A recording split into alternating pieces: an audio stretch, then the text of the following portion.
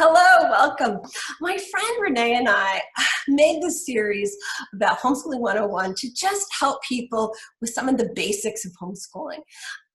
I hope that there's information in here that will address both concerns for people who are just starting homeschooling and some wisdom of people who want to homeschool for the long term.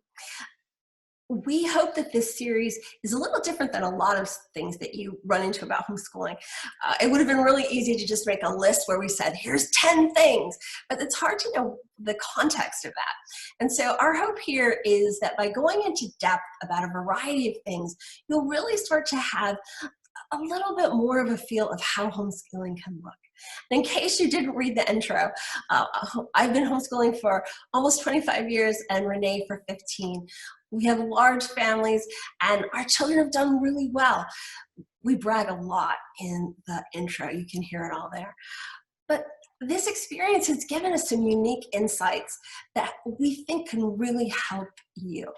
Additionally, besides our own large families, we have been involved in large homeschooling groups.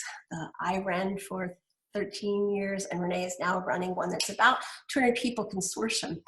And this is a program that offers a variety of different classes for homeschoolers. But through this, we've known hundreds and hundreds of homeschoolers and hundreds of families that we've counseled through these years about how to make homeschooling work, how to homeschool longer, and how homeschooling can look. So we really want to share this information with you. So let's get started, and I hope that you'll find it helpful. So the first thing, the biggest thing, is that the way you present yourself to your children every morning is so key. You want whatever idea you have about homeschooling, and we don't think that there's only one way to homeschool. We don't even think that every single person in the country should homeschool. But if this is your choice, either because you made this choice or because there's circumstances that seem to make it a choice that was made for you, it's still a significant part of how your children are going to learn and who they're going to become. And so I believe that you need to play the long game. Now, what is the long game? How is it different than the short game? The short game is a situation where you're just thinking about how to accomplish a particular task with your child. Maybe you're just thinking like, how can I get this child to finish this workbook? How can I get this child to complete this problem? And if that's the only thing you're thinking about, it may be tempting to you to think of a variety of negative attitudes or strategies that you can think of to accomplish that task. But sooner or later, that's going to backfire in a variety of ways. Children rebel, families become unhappy.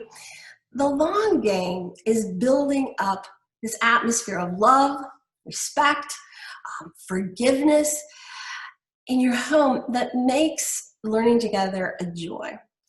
And it also makes everything just flow so much better, right? We've all heard you can catch more bees with honey, but it's bigger than that, right? You are projecting to your child that you love to be there in this moment as many times as you can. You have a plan. You know what's going to happen for the day. You want the best for them, and they are going to want it for you too. Your boundaries are reasonable and clear so that your child can feel safe, they can feel loved, and they can feel highly valued. Because in order for that ideal learning to take place, in order for your child to sort of become self-actualized and the best version of themselves that they can be, you, as much as possible, need to present the best version of yourself that you can be. And so this means as much as possible, you're going to be engaging, you're going to be kind, you are going to be playing the long game. Because the long game not only builds those strong family ties and family relationships, it brings that loyalty with it, but it just brings that sense of cooperation. We're working on this together. it's not as hard as you think. It's just, once you sort of get yourself going, you keep moving in that positive direction and don't sort of devolve into this negative, harsh parenting style. It just doesn't work in the long run for homeschooling. So that positive, affirming, engaging attitude is critical. It's critical to happy children. It's critical to children who are open and they want to learn. And if you think about this, this is sort of obvious, right? If you're in a situation where you feel safe, you feel loved, you feel engaged in the process, of course you're going to be sort of switched on to the situation of learning much more than if you're in this punitive, negative, punishment-driven situation. The best homeschooling, the people who homeschool for a long time, are people who figured out how to play the long game, which is the positive game. As part of this, maybe you can think of it as we're on the same team. We're on the same team mentality in a family wins big every time, but particularly in homeschooling, it does. So you're not playing the game of I'm pitting this child against this child and this is a big competition. One person's success is everyone's success. You're not pitting yourself against your child. You're not encouraging your child to think of this as a schism. Like, I have no rights, no one listens to me, and the one person is telling the other person what to do. No. What you want to do is have it that you're all on the same team, you're all working together. This also is going to build what you want for learning. And it's not always obvious if you're not doing this. But if what you can just do is in your homeschooling day, just keep thinking to yourself all the time, we're on the same team, I'm playing the long game. If you just keep having that in the back of your mind, just keep talking yourself through, and you try to notice when you're not doing that, when you are playing the short game, when you are playing the game of just, I want you to get this task done, instead of the long game of, I want you to learn to be a problem solver. I want you to love learning. Because if you have got that going and your child loves learning and your child is self-motivated, friend, you're making it easy for yourself for the next, however long you're homeschooling. The long game, the positive game, is the game that makes children learn to love to learn. And that's what you want. This is the best of homeschooling, the situation where that child loves to learn. They want to be there with you. The other thing is, we're talking about this more later on. We have other videos that are going to tie into this. But reward positive behavior. Okay, so there's a whole section on this in another video we have later on what to do when your child won't do your work. But an ounce of prevention has always been worth a pound of cure, right? So when you see your child doing the positive thing, you're staying on task, they did something well, reward that. And you don't have to be like crazy about this and say something every sentence, but you want to keep up noticing when your child is doing the right thing. Did they do something about on time? Did they have like this fantastic idea? Did they think of something in a really creative way? Maybe they turned in a paper and you're thinking like, oh my goodness, this punctuation, clearly I need to do more work on punctuation. But there's something else. Wow, the paragraph is well put together. Whatever it is that's positive, try to first focus on that. If you're correcting your child's paper and you're giving it back to them, you're first going to point out to them what looks good, what went well, unless, and almost always there's something. Obviously, don't make it up if there's not, but at first you're saying the positive thing, and then you're going into the thing that maybe you wish could be a little bit better. Or, hey, there's some run-on sentences in here. Let's just look at how a sentence could look. So you're not like going to go on and on about, oh my gosh, don't you know that a semicolon exists? Instead, you're going to point out what's good, and on the board, you're going to just show them how a semicolon or a colon could improve the sentence. It's really different than starting off with, your punctuation is horrible, right? You're going to play that positive game, and you're going to plan for joy. So in your day, putting in little pieces of surprise, little pieces of happiness, variety, all these things keep your child loving your homeschool and keep your family loving just this whole journey together. So it could be that spontaneously, when it's a break for the day, you went and bought bubbles. It could be that you are going to spontaneously go on an outing that they didn't know was going to happen. But you're going to work into your day joy. You're going to work into your day positive interactions. Renee, did you want to add anything? You're going to be that motivator in that long game for a while until your children develop that self-motivation. And that's what you want to instill in them, is that independence, that self-motivation, so that you're not the one pushing them up the hill all the time, but that you're giving them the tools that they can climb that mountain on their own. And one of the many joys of homeschooling is that you are at home, and there's things that you can do for your children when you have them there all day with you, when you're setting that environment, when you're setting those priorities for learning and that schedule and that agenda. You have a lot of leeway to make that a positive experience for them, and make sure that they're not only reaching those academic goals, but that they are doing it in a successful, positive way. That is I completely agree, Renee. That's really well said. Again, we talk about this more in later videos, but I just want to touch on the idea that you need to have reasonable expectations about, and you need to know that you probably are going to be adjusting your plans constantly as they go along. And rather than looking at this as a failure or something to become stressed about, embrace that this is something that's really fantastic about homeschooling. You know, in the intro, Renee and I both shared that we have both biological and adopted children. So I have 4 biological children, and I have 5 adopted children. And different things were going to be right for different people at different times. And part of homeschooling is figuring out how each child can become the best version of themselves. So here's an example of my daughter, who I was able to adopt when she was almost 14. And the thing that was different about this is she had to learn English at an age where it's harder.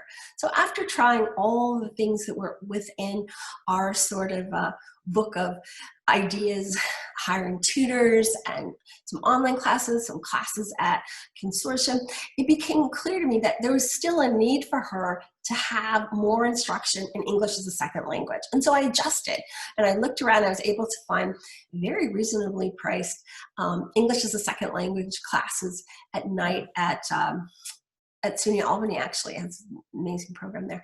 And so the thing is that rather than get stuck in a rut, you just always are thinking, as that homeschool parent, how can I adjust? What could I add to this? What's out there that could work to fix this issue for my child? And you don't have to wait a year, or you don't have to wait to the end of the semester. You can adjust as time goes on, whether it's your schedule for the week or the schedule for the day. But this idea of looking at each child like a puzzle and figuring out what can work for that child is really one of the things about homeschooling that makes it so versatile and makes it so effective, basically. So again, we're going into the idea that the parent is this kind, effective coach with a solid game plan. So it's also important that it's not in the situation where you're just only thinking, I'm their friend and we're going to sort of flow together. I mean, that I have seen that work. That can really work. But if you think of the parent as the coach, sometimes it's a little bit better, a kind coach. And, we talk about this a couple times in our series, but one really key thing for Renee and I is the idea that we want our children to have this set of skills that will help them continue to learn. We want them to not just see us as this person who, if you will, has this picture pouring knowledge into their head, although that can work too. I mean, of course, that kind of educational system can work too. But since we know that what we wanted for our children was for them to get this sort of box of skills, this bag of situations that would let them go on and be resilient and have strategies to think of answers to questions, it was important to us to continually put up situations where we have a game plan, but they're part of figuring out how that works. So a homeschool that is giving your child a sense of there's freedom, there's joy, but there is still structure. There is still a plan where we all can sit down and work together. And I know that my parent has a plan is another part of making the child feel like this is the environment that they want to be in. Because ultimately, what you're building with all of this playing the long game is a strong family. You're building lasting bonds that are going to last the lifetime. And one of the things that I'm so proud of and so happy about is that my children have stayed very close to our family. Our family has stayed very connected indefinitely because of the time that we put in together. Obviously, the education that they got was also important and very key. And how to accomplish that joyfully, how to accomplish that in a positive way is really going to be part of how your children look back on your homeschooling too. So sometimes, even if a day or an hour doesn't seem the best, just be always thinking of there's another day, but I want it to be a situation where I look back and, I feel proud about this. So one of our first specific tips that we want to talk to you about is just please find some time to educate yourself about basic learning styles that children have, hands-on, visual, auditory, just to understand that people learn differently. People will be, your child, if you kind of can start to see how they're learning the best, you can save a lot of time for yourself, but you can also make this experience so much more positive for your child if you're putting some thought into how they learn. And then a little more time into educational theories. They vary a lot. I mean, it's not like one way to educate a child. Sometimes, I'm going to talk about this a little bit later, but you'll read a curriculum that will try to convince you that everyone agrees that this is the one way. But this is not the case, right? There's lots of different curriculums. There's lots of different ways that you could go about educating your child. So putting some time into studying what those are can really help you figure out how you want your homeschool to look. You may be like me, really thinking, I think Montessori has some great ideas. I really like some things about Waldorf. I really like Charlotte Mason, whatever. There's going to be all kinds of different theories out there. And by just spending some time researching them, you can really make a difference. I don't believe you have to be a teacher to homeschool. As I said in the intro, I do have an educational degree. And, that might be helpful in some ways, but certainly most people who homeschool don't have an education degree, and lots of them do just as well as if they had one. But it's still really important to just have some knowledge about this. And I think that if you can make yourself keep learning as you go along, it just gets better and better because you have the experience then of seeing what works with your children. Like, how is this going? And so to just keep going back to solid, unbiased sources and figure out what it is that will help your homeschool and help your children can really be a key piece of making things the best that they can be. So even if you can just do a few hours on the internet, it's going to be really helpful, but more is basically what I think here, so that you are figuring out what works for your children. And once you've done this research, you can use this to put into what's happening now. So if somebody else picked your curriculum and you're stuck with it, you can still find ways to enrich your curriculum using your research. So, like in this picture, you might find out that you have a very tactile child. And so you may find that you're using Play-Doh a lot to shape letters and even early writing, because you found out that that's a key theory and that really works for your particular child. You might find variety of different ways that you'll be able to motivate your child and help your child to learn things in a different way than maybe you originally thought. So again, you may find that you don't agree with us, and you might find that you want a really different educational model.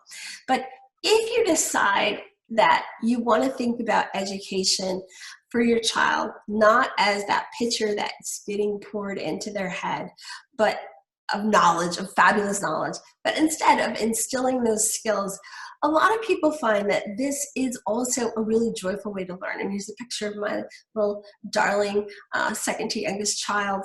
And it's different jars of water. And of course, they have different sounds depending on how much it is. And you can just see in his face that he's thinking about this. He's thinking like, why are they different? And so these moments of joy, these moments that you can put in front of your child to help them start to think and problem solve are part of what makes homeschooling just really joyful. So one thing you have to ask yourself when you're first starting to homeschool is, what do you want for your homeschool? What is it that you want to have happen? And so that's going to kind of affect how you're schooling. Is your thought more, I really have a set of facts that I want my child to memorize? Well, then you're probably going to go about your day differently than if your idea is, how did this happen? How can I solve this problem? So depending on how you pick that is probably part of how you're going to structure your day. So if you're teaching a science experiment like I am in this picture here, whether you're first showing all the different ways that acids and bases react and then talking about like, what's the pattern here? Versus you also could have taught this in a way where you just started with some basic facts, or you started with a video. There's different ways that you are going to use the information you found to decide how you're going to teach your child. But however you do decide to do it, just putting the workbook in front of your child is probably never going to be the best solution, right? So whatever your educational theory is, you're thinking of how to put time into each day to introduce a topic or to review a topic or give enough information that your child has a jumping off point. They can figure out what is the next kind of thing. So when you're looking for that curriculum, you want to be savvy about your choices. Again, even if your curriculum was already picked for you by your school district, or you do an online program, you can still have some idea about how your day is going to go or what exactly you're going to pick to go first. Most curriculums claim to be the best for children, and unfortunately, many of them claim to be the best for all children. And you just know that's not true, right? It's obvious to you that certain people are going to do better in certain situations. And there's certain kids who probably would do amazing no matter what curriculum you gave them. But think about the curriculum and realize that a lot of curriculums research themselves. So you want to try to think first about what your ideas are about education, what is your philosophy after you've read, and then what might fit into that. It's really tempting to just pick the glossiest magazine or the flashiest article that people wrote, right? But just put some time into really thinking. Most children are going to do better with a curriculum that is hands-on and that has a component that is not just screen time or book time.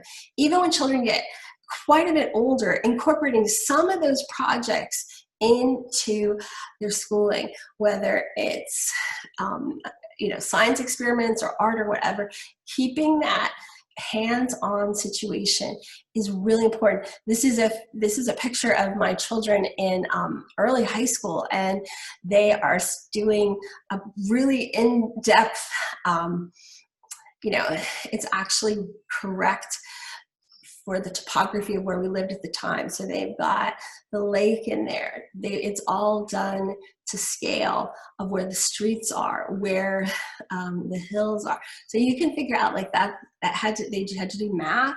There's some art. There's a lot of geography. There's definitely the science. So there's things that you can do that, whatever age your child is, are going to continue to make that happen for your child.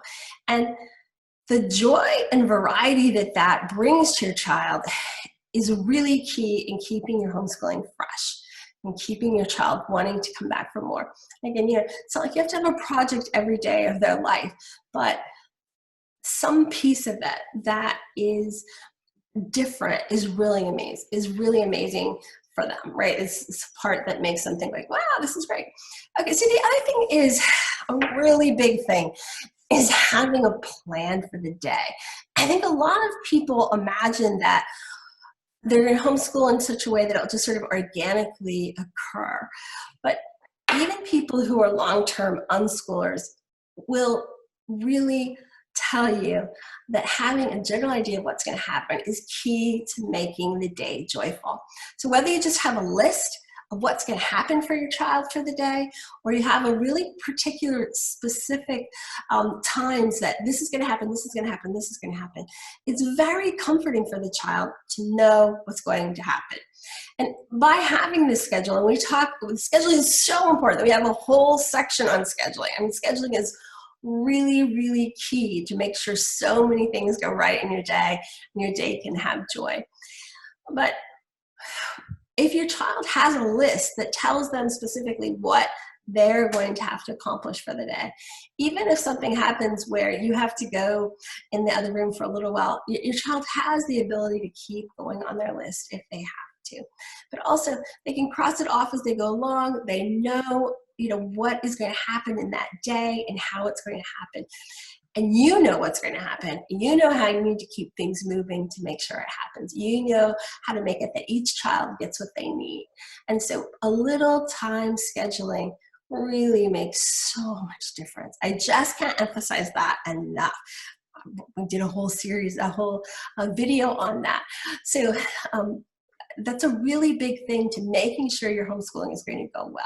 You have got a plan. And in that plan, besides just talking about scheduling, I actually have particular schedules for you to look at to see like, oh, this is exactly how it could look. This is exactly how it could look. But just for now, I want to start with the big idea that you really have to plan one-on-one time with each of your children. Now, if you have 9 children or you have 7 children, it could be that that's going to happen in groups. It could be that you're going to have groups of 3, doing this particular thing, groups 2, but you need to work it out in your day that each group will get attention. Each child will get attention. And one way to make this happen, and we have a whole video on this too, is centers. The centers or stations are things that your child can do and independently that are still engaging and hands-on while you are either doing work or you're working with your other children, or you're taking a break. But it's something that they're doing independently that is going to give them a lot of value. It's a really key piece of making your homeschooling flow. So another thing to do when you're making that schedule is to think really carefully about what a reasonable expectation is for each child as far as how long they can do something. A really big thing that goes wrong is for people to imagine that their child is going to do all of a really hard topic at once. So you want to break it up into pieces. You want to know how long your particular child can focus on a particular thing without breaks. Breaks are a really big thing, and we talk about this in scheduling, whether you're going to have really long breaks, short breaks, when they're going to happen, how long you're going to do each subject. And although we talk about this later, in case this is the only video you watch, it's a really important thing to making your homeschool a success, is figuring out how that's going to happen, why that's going to happen, and how it's going to look. Sometimes less is more. If it turns out that the child is engaged, the child is focused, the child is happy, and so picking to stop before your child has become stressed, choosing to stop before your child is worn out, is something that keeps things fresh. This is a picture of my third and fourth adorable twins, and all of my kids did these math time tests. They were just like 2-minute tests for time facts, but I think some of them went up to 4 minutes. But just over 10 years, taking a time test for your math facts, starting at very easy and getting harder without calculators, you can see how just a few minutes a day over a decade really builds into something very significant. And so they know that that time test is not going to take them very long. They know they're going to be doing this for 2, 3, 4 minutes, whatever. So it's not causing them stress. But I know that over time, that's going to build into something really big.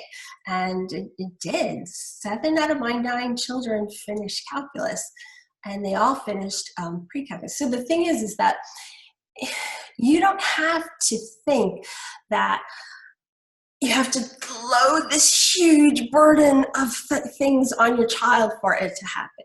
You can figure out how to make it in a piece that's easy to chew and go on. Renee, did you want to add anything here? One thing I know that I've fallen into this trap before is expecting to get too much done in one day, or allowing an hour to have something completed when it really is something that most students would take an hour and 45 minutes. Don't overset your expectations and not allow enough time, because that invites frustration. It invites conflict when the child doesn't have that assignment completed, and you're frustrated that they didn't get it done, and they're frustrated that you didn't give them enough time. Set realistic expectations. That's really going to cut down on conflict and facilitate you having a happier day and a happier relationship with your child. Those are really good points, Renee. Thanks a lot, as always. So another thing is just how you've arranged the physical space. So setting up a spot for homeschooling can look a lot different in different homes. There's going to be people who homeschool around the kitchen table. There's going to be people, like you can see from this picture here, that I had several tables that might move during the day. You can see that I'm keeping, even though in this particular situation, I'm actually overdoing something with one older child. The other 3 children are at the table working independently. And you can see that my youngest child is working on her centers. And again, we have a whole section on centers, and we have a whole section on scheduling that you can read. But this is just a sort of picture of how this can work, that everybody can be in the same space and still be doing well. I think it's really not a good idea to send your children into separate rooms. Now, I know this is really hard, particularly if your children are new to homeschooling, and I've counseled a lot of people who will say, this is just impossible. You know, my kids are going to poke each other all day long or whatever. But when your children get used to working together side by side, it's just such a better, more cohesive feeling. It's the we're on the same team feeling. It's a social feeling. It's not an isolated feeling. Even when my children were in high school, I had part of the day where we were all together. They might then, at the high school age, be able to go into a separate room. But when you allow your children to just go anywhere to do their homeschooling, it's not that same feeling of closeness. And also, this is a really hard thing to say in a politically correct way, but I've counseled a lot of parents who decided to just have their child go in their room by themselves for long periods of time. And, you know, there's a lot out there right now with the media, with social, everything, right? When you get into screen time. So it's also the case that if you are even just on the same floor, you can keep track of that happening, but you can also just help people stay on task, right? You can notice if someone's becoming distracted. But the big thing isn't the negative things. The big thing is the positive things of working together in the same room or in rooms that are close to each other. It can look really different. There's periods of time where my children had desks, you know, individual desks, but then we had a table that we came together at. And even within a day, it could be that one day you're homeschooling at the table. I know a fair number of families, of course it's hard right now, but that homeschooled one day a week at the library, where they all went to the library one day a week because they liked the change of scenery and they liked to be away from all the distractions of their home. But even if it's a case where it changes by day, there's still a plan for where you're going to be in that space. The other thing is to have a plan for where all your stuff is. It's really distracting if you're trying to teach a science experiment and you have to keep going and run from one place to the other to get the stuff. You know, you want everything that you're going to need for your day as much as possible right next to you. So, you know, you may have a shelf right next to you. You may have a cabinet. You may have a big plastic bin. But the idea is for the flow of the day, you know where everything is. And if your children are going to do centers, they know where the centers are. There's set tables. There's a set shelf that has the trays or the boxes. Whatever it is, like, it's planned out. It doesn't mean that it has to be perfectly tidy all the time, but it has to be that there is not chaos, that there is a way easily to figure out where things are and how they're going to happen. The other thing is, if you only buy one thing, you might want to buy a whiteboard. There's just so many times where writing something down comes into play. Whether you're teaching grammar, you're teaching writing, you want to write down the key dates of something that happened. It really happens over and over again that a big whiteboard is really important. If that won't work for you, just buy a series of pads of white paper, but just be planned in your mind that during the day you'll be writing a lot of things down. So if you are teaching history to your child, you know, hopefully you're also going to incorporate a video or you're going to have visuals of other kind. But even if the only visual you have is that piece of paper where you're writing down a few key things, this is really helpful to children because the amount of people that can hear what you say and remember everything is not as big as you think. Most of us have a real visual part of our learning that is good to plan for in the physical space that you have, how you're going to make that happen. So I talked about this briefly before, but part of that schedule you're having is routine for breaks. And again, we are going to talk so much more about scheduling later. But when you're thinking about what your child wants and what your family wants, it could be really different, whether you're going to plan for a really long break in the middle of the day. Some families just homeschool all the way through and then they take their break. Maybe that works better for you. But for a lot of people, having multiple breaks throughout the day is really a key thing to making homeschooling work. As I'm going to talk about later, with some young children, even like a 30-30 break, like we're really homeschooling intensely for 30 minutes, and we're going to have a break for 30 minutes. It's way better, again, if your child is really open to learning and they're listening to you and they're on, than if you're just talking and they've closed off. So working in the right number of breaks is a really important thing to making sure your homeschooling works. So the other thing is to have a backup plan for unforeseen events. Your great aunt shows up. Your, the electrician had to come. Have a plan. A lot of people's plan is that the children can go do their centers. A lot of people will have a backup video. So maybe you're studying geology that week, and so you got a couple extra 30-minute videos from the library that you can pop in. But you don't want to have a homeschool where regularly everything shuts down, right? You want to have a plan where if something happens for 15 minutes or a half hour, there's still an opportunity for learning to continue, fabulous learning to continue. The next thing is something that not everybody agrees with in homeschooling. So I feel like I want to make sure that I put that in there, but I really believe in a specific start to the day. You're going to run into people who really much prefer, I let my children stay in their pajamas until lunch, or we start homeschooling while we're eating our cereal, and that if that really works for you, then you should do that. But personally, I believe in a start time. So my children know that depending on their ages and what, what their group is that they're homeschooling with, that they're going to get up at a particular time and we're going to start schooling at that time. So when they have their day, we would call it open, and there's going to be about a half hour where really key things are going to happen. And this is one of the ways I'm going to set the stage for a positive day, is that if at all possible, I'm going to open with positive, encouraging feeling of love and respect. And I'm going to share maybe some feelings I'm having for the day, and I'm going to listen to their feelings.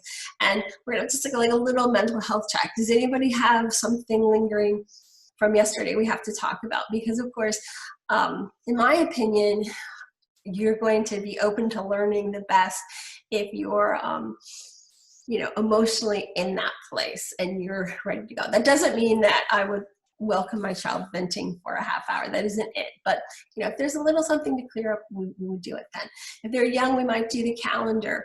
If they're older, we might review a couple just key facts. Or remember this, you're asking them some questions. They might be asking you some questions. And of course, this is a key thing about homeschooling, is you have a class size that allows you to teach a lot by asking and answering questions of each other, not just a one-way street. We would often tell a joke, talk about a couple key things in current events, say a prayer. If you're not religious, you can do a moment of gratefulness. But you're starting the day with this positive energy and making sure that everybody sort of has this feeling that happens to kind of get them in the routine of learning. I think that for me, I found that just really a key thing to sort of get them set, like, here we go.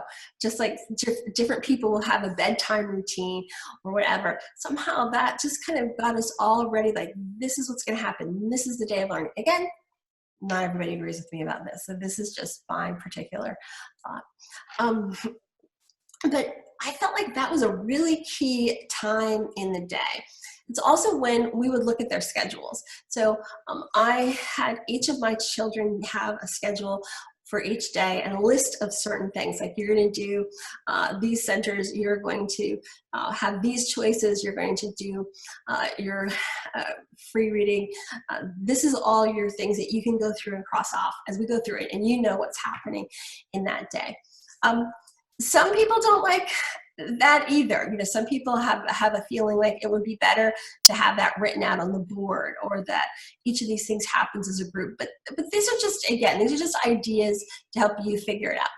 Similarly, I liked having an end time where this was our schedule. This is what we were planning to end. And so what we would do at the end time is have some way to sort of signal it's done. It could be a happy shout. It could be playing a song. It could be, I've known people that did ringing a bell. Whatever it was, to say, like, this is the time that you should have been done. So then you might find yourself thinking, like, well, what if you weren't done? Well, if you're not done with your work by then, you can always do it as homework later on. But this is a kind of a signal of, hey, I've been with you all day long. I've given you individual instruction all day long. And this is the reasonable time to expect to be done. And of course, there's a lot more to talk about if it's not done, and in future videos. But this is how I like to homeschool. And it didn't mean that when the time was over that we weren't still engaged in learning together. It doesn't mean that when we set the table, I didn't say, oh, 2 people are missing, and there's 11 people in the family. How many plates is it? Or that when we were at dinner, we didn't talk about politics or a science discovery. But it was a signal that I, as the coach, as the parent, I'm not going to keep working with you for a long period of time. We should have been done now. And here are my girls doing their adorable happy dance that they're done for the day. Renee, what do you think about that? How did you handle that with your family? So, I agree with everything you say, Helen. I would add that there's going to be some fluctuation, that maybe your start day is not as early as another homeschooler's. Maybe your end time is not at the same time. You should, when I'm looking to other homeschoolers and I'm talking with other homeschoolers about what works for them and what doesn't work, I try to take in all those things that I know will work for my homeschool. And for our day, at different, we'll talk more about this when we talk about scheduling, but we had different types of schedules for different children, for different stages in our homeschool, whether it was in kindergarten, would be much different from a 10th grader. We knew, but one thing that would be the same is that we knew we had certain things to accomplish in that school day. And the school day wasn't officially over until we had those things accomplished. And if we weren't able to do that, my children knew and I knew it's either going to have to be done later during family time, as like Helen said, as some sort of homework, or we're going to have to do it the next day. So there's a lot of incentive to get it done. But we had a lot of flexibility. If it was a grocery shopping day because Wednesday morning is the quietest time at the grocery store, that may have been considered into our schedule. So maybe we did that early and our schedule started at 11 instead of 9 that day. You need to do what works for your family and what can keep things running smoothly for everyone there. The most important thing is to set those clear expectations about what's going to be accomplished, when you're going to start that day, when you're going to end, and what needs to be done by that end time. Absolutely. And Renee has talked about a lot of the things that are on this next slide. And that is, it's especially if you're new to homeschooling, it's hard to get out of the idea that you're going to homeschool 5 days a week, just the same schedule as the school district did. And obviously you can see that schedule works. It's working for schools, all over the country. And so that might be what you want to do too. But there's a lot of variety. There's going to be people who pick to do 4 longer days a week and have 3 days of break. There's going to be people who decide 1 day a week is the day that we're always going to do field trips and our homeschool group. Or a lot of people are going to schedule around, I think it's a really good idea to have it, to sort of do block scheduling of all those appointments so that you're, in my mind, it's a lot easier to block schedule every single appointment you have than to be leaving and coming back for one appointment every day. People disagree. People have a lot of different ideas. That's just, first of all, I have a lot of children, but secondly, that's just how I wanted to do it. I wanted to have the focus of the day. But some people are going to find that their child will have a much more joyful experience if they actually homeschool 12 months a year, and every 6 weeks or something, they have a break of a week or whatever it is that they're going to do, so that the breaks are really split up. And some people are going to decide that they want to homeschool shorter days every day with the idea that they'll homeschool more days.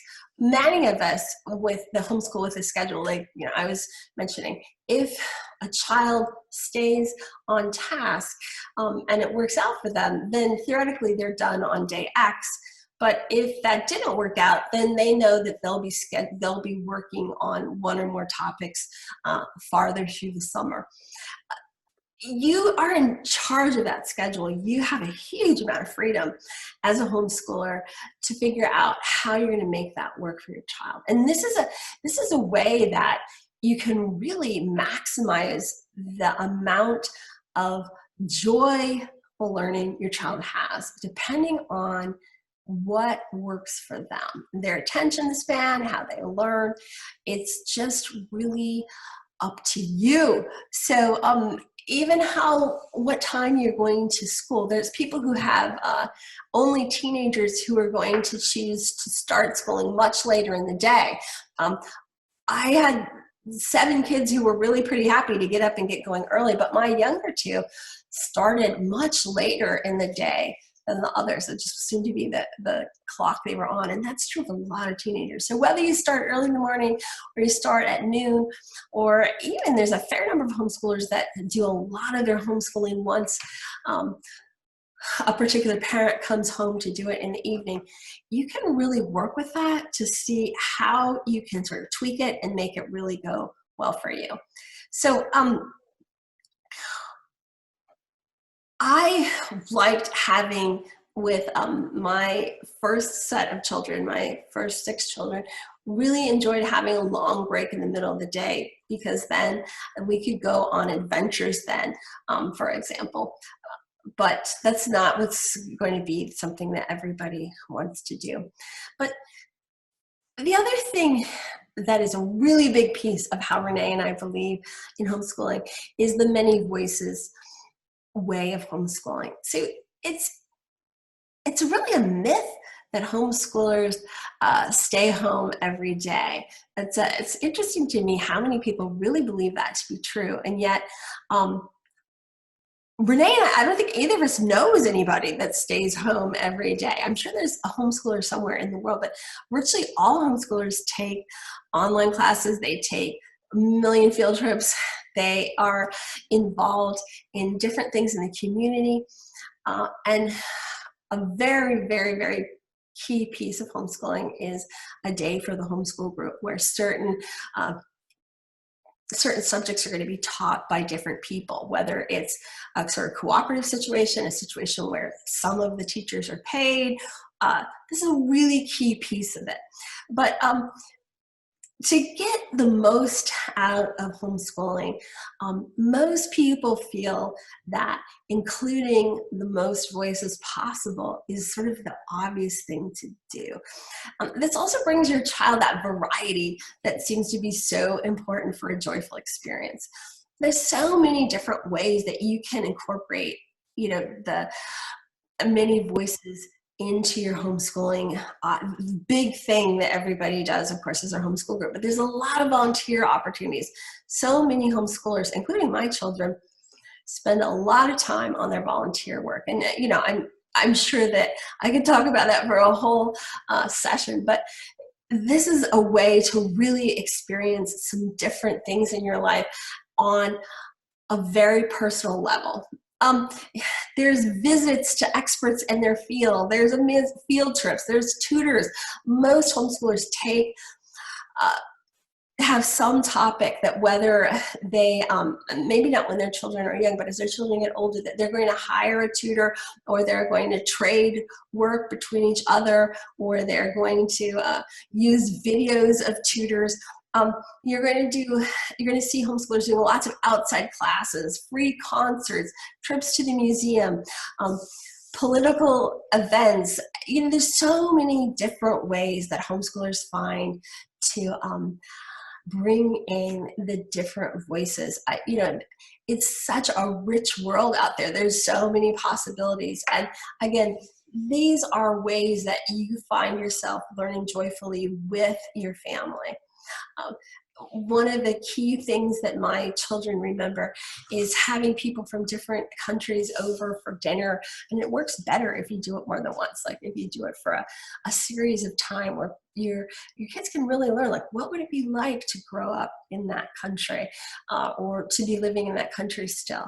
What would it be like to have lived in that time? And of course, you can get this from a video, but meeting people, again, especially if you meet with them over an extended period of time, is really a way that your child can understand people, I think, more than a lot of different ways.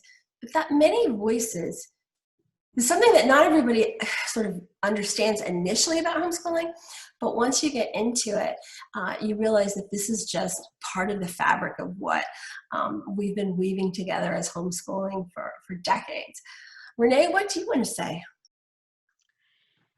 Yeah, Helen, I think you're right. A lot of people don't understand how critical having these many different avenues for having more input, more people pour a little bit into that glass, that you are going out and selecting certain programs and certain trusted directors and coaches and tutors to pour a little bit into that glass, and really what your children are getting from that, besides the expertise from those people that you're introducing into their world, they're getting the benefit of having different teaching styles, different coaching styles, different standards set by all of these people you're bringing in at different times in their life. Their basketball coach may have a very specific way of coaching them that's very different than what you're doing at home. And they're going to have to learn to have a good relationship with that coach, or the choir director or the orchestra director or the drama director may have much different expectations and expect your kids to work faster, or to expect them to work with less resources. And your children have to figure out how to work with that coach or that director. How do they work with when they're in their volunteer programs? And so many of our students volunteer, and they're not only learning the different personalities of whoever's running the volunteer program, but they're learning what goes behind that, why that person is managing at the food bank, why that person is giving their time. And so they're hearing why other people, why it's important to coach, why it's important to tutor. So in addition to that expertise, you're introducing trusted people that are giving another perspective that maybe wouldn't be quite exactly as yours, presented the same way.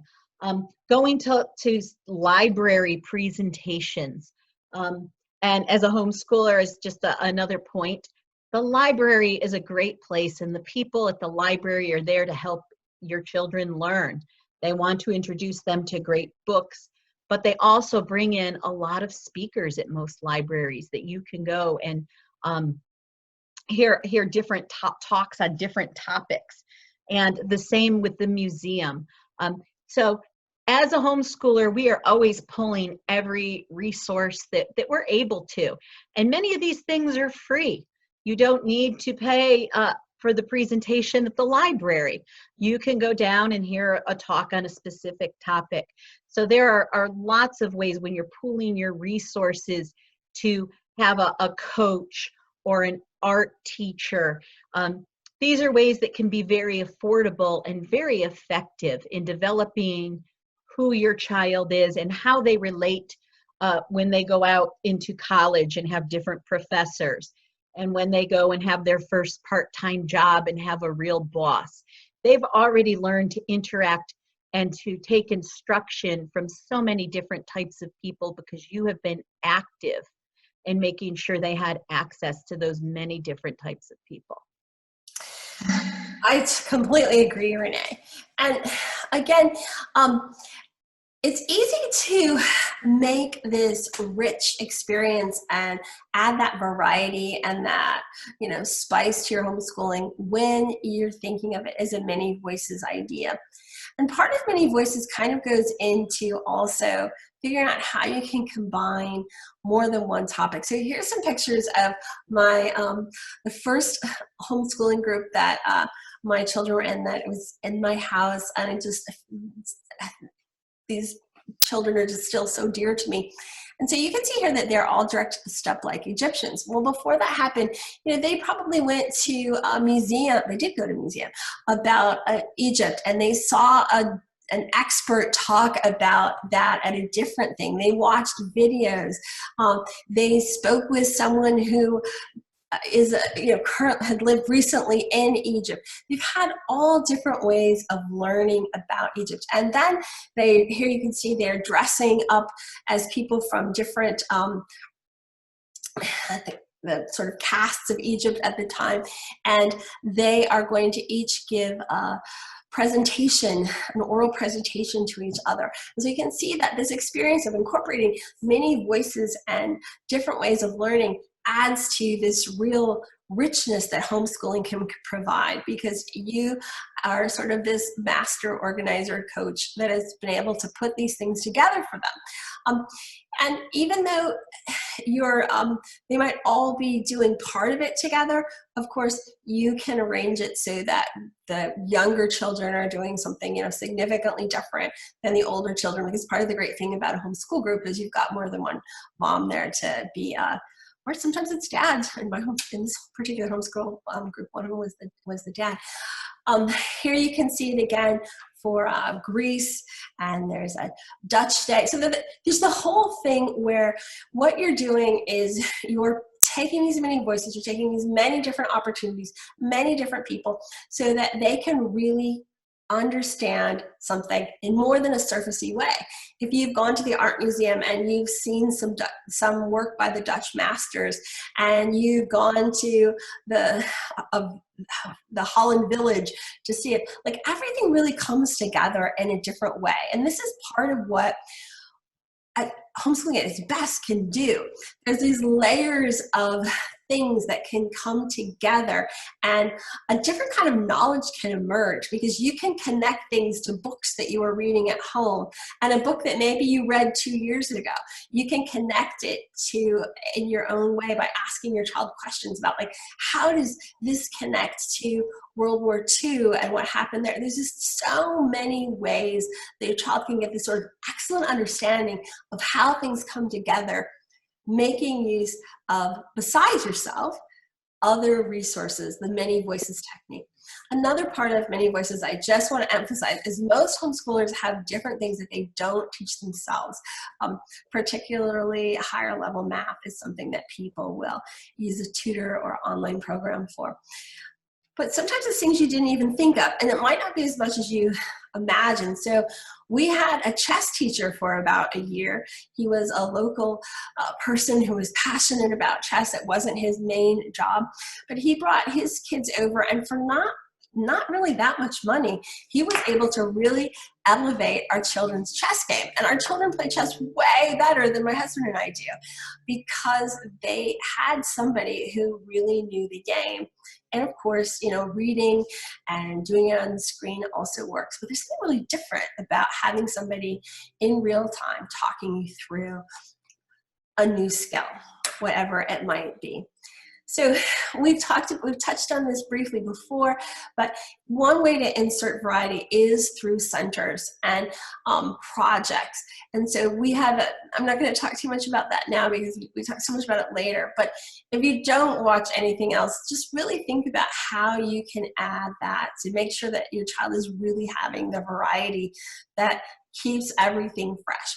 A little variety makes even the things that aren't naturally appealing become more appealing. That's how we are, right? That's how we're made as humans. Another really big thing to think about is getting enough time to recharge, getting enough time to take off your teacher hat and be a mom, and figuring out how in the day, how much time do you personally need? Is it a case that you need 15 minutes at lunch to have tea? Is it that you, like me, needed the school day to end at a particular time every day? Whatever it is that you need to happen, your health, your happiness, keeping yourself full is a really big thing. It's really easy to find yourself homeschooling 24 hours a day, to find yourself just becoming this one thing. But if you plan for success, and I believe you plan for an end time, and you put time in your day for yourself, I think that's part of playing the long game. When you have scheduled in time for your children, you need to be there for your children. You need to have a situation where your children can count on you to be there and be ready, completely ready for them. So you can see in this picture, I have a large group of children sitting happily homeschooling together. And I'm sitting there, and I don't appear to actually be teaching any of them anything at that particular time. Maybe I'm grading papers. Maybe I'm doing something for the homeschool group that I was leading. But I'm still there. So if they do run into something that they need help with, I'm there. So there's going to be times that your children know that they're going to be working independently. There's going to be times that you've scheduled in that you're actively teaching them something or you're reviewing. But there's going to be other times where they're doing something, but they know you're there in case questions pop up. It's an extremely frustrating part of a child's life if they find themselves getting stuck and they don't know what to do. And it's also extremely frustrating for a parent to come back later and think like, oh my gosh, you didn't do anything for 2 hours. What's wrong? But the key to this is that you have enough time that you're focused on your child that they can get a complete grasp on what's expected of them and how to do their work. If the time that they expect to have with you, you are constantly taking phone calls or you're, projecting to them that they're difficult or that they're not catching on very quickly, these are all things that aren't going to help you play the long game. In the long game, your child knows that they can count on you at particular times. And this pays back for you because that means they're much more likely to work independently on the independent times and not come constantly interrupt you when you're trying to work with another child or do your own work, because they know, oh, I could work ahead in this other topic because I know that my mother or could be your father is scheduled in at this particular time and they're going to help me with that situation. It really, really is important. I feel like I should say this 15 times, that your child knows they can count on you in certain times to help them with their work, and other times to teach them with their work, and in other times that you're just there, right? You're just there in case they need it. So please, when you schedule in that time, make sure your child knows that they're there for you. Another thing is, we talked about always rewarding kids for positive behavior. And of course, I'll cover this more in the video coming up about when your child won't do your work. But one really big idea is not to let the squeaky wheel get all the grease. Most of us are going to have a child who will test us at some point by trying to be a little more difficult or a little bit constantly causing little things. So you need to figure out how you're giving equal attention to your children who are staying on task, who are engaged in learning, and not let one child get a disproportionate amount of attention through negative behaviors. As much as possible, don't reward negative behaviors. Don't reward anything that is not playing as a team. So one way to do that is just to constantly keep that child engaged in discovering new things. And whether it's a new book or a new idea, you are constantly helping that child and yourself to discover the joy of learning. As a piece of that, in today's world particularly, I think this has always been true, but particularly today, it's really true that you should not pretend to know something that you don't know. It's much better to, if you don't know, to say, oh, wait a second. Even if you're in the middle of a long lecture, just take a second and say, oh, wait a second, let's check this fact. Because first of all, your child's going to be able to check facts all the time. I've really noticed this in teaching over the years, that kids are just always going to be checking things anyway. But the process of helping your child, you don't have to be the person that knows everything. You just have to be the person that knows how to find the answers to everything. And that's what you want your child to learn too, right? Especially, again, as that part of filling up the glass. So when you're involved in any kind of situation with your child, don't get stuck in this, no, this is the way it is. And the other child like, no, it's not, don't even do it. Just stop and say, let's check sources. And it's a learning experience, and it's playing that long game that I keep talking about. Going along with many voices and the idea of giving yourself a break is get help if you need it. And really think about it when people offer you help. Um, this is a picture of my aunt, and all three of my aunts would at different times have a situation where I would send them, for example, the kids reading books that they were going to be doing for the next period of time. Like by the time we're on chapter reading, I don't think this worked too well when it was an early reading. And they would be on one side of the phone with the book, and my child would be on the other side with the same book, and they would listen to my children read for a half hour, rotating through children. I even had two neighbors in Holland, Michigan, who are empty nesters, first one and then the other, who did this, where they would be like, I want to listen to your kids read for an hour a day. I kind of suspected that they might have done that to just make sure my kids could read, but I'm probably wrong. But the thing is this worked into a situation where everybody loved it. Now, I could have been like, oh, I don't know, but I believe in many voices, and I believed in thinking like, well, you could just try it. Of course, this isn't a stranger either. I mean, these were people I knew pretty well, very well. So there's different ways that you can get a lot of help from people that they'll really enjoy giving you help, and you can get those many voices in. It's not just those kind of skills, though.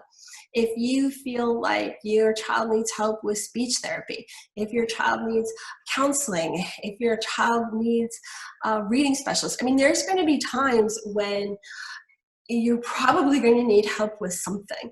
And just trying to do everything by yourself, or being fearful of getting help from other places, just doesn't help you to provide the richest experience possible for your child. And then if you allow some people to help you, then you will also allow a little more time for yourself to recharge and play that long game. In this time, even in this time of COVID, it would be really possible to have your friend who's also homeschooling say, hey, I'm going to research the science, or I'll sit here on Zoom with the kids while they're doing their math, and they can ask me questions if you agree to do a reading group. Getting help from different people can really make things go more smoothly.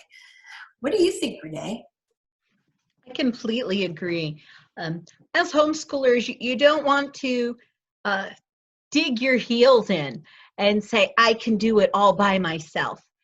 It's true, maybe you can do it all by yourself, but consider the benefits to your children, to your family, of asking for help, of accepting other people's helps, of creating situations where other people can have some input into this process of educating your child. And if your child does need help with mental health or speech therapy, find someone to help them with that. You don't want to ignore any of the needs of your children or anyone in your family or yourself. And some of the most cherished people in my life are those people who have put input into my children's education.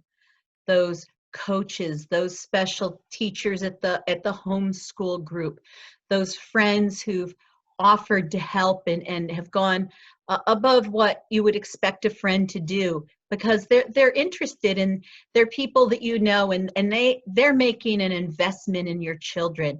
And so when I think of certain people in my children's lives that have contributed to this process, the feeling of love and gratefulness.